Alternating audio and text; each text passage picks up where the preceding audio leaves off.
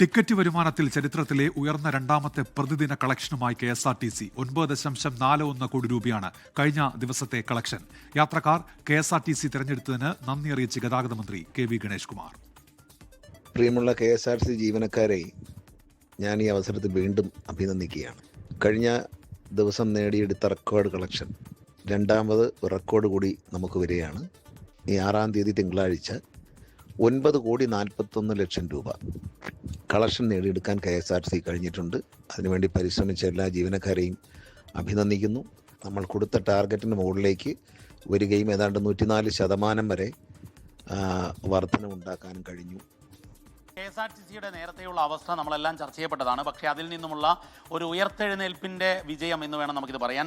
കാരണം 9.5 കോടിയോളമാണ് ഒരു ദിവസത്തെ കളക്ഷനാണ്. ഇന്നലെ ഒരു ദിവസം, അതായത് ഈ പിന്നിട്ട തിങ്കളാഴ്ചയിലെ കളക്ഷനാണ് 9.41 കോടിയുടെ കളക്ഷൻ നേടിയിരിക്കുന്നു. അതിനാണിപ്പോൾ ഗതാഗത മന്ത്രി KV ഗണേഷ് കുമാർ KSRTC ജീവനക്കാരെ അഭിനന്ദിക്കുന്നു. ഒപ്പം തന്നെ കേരളത്തിലെ യാത്രക്കാരോട് നന്ദി പറയുന്നു.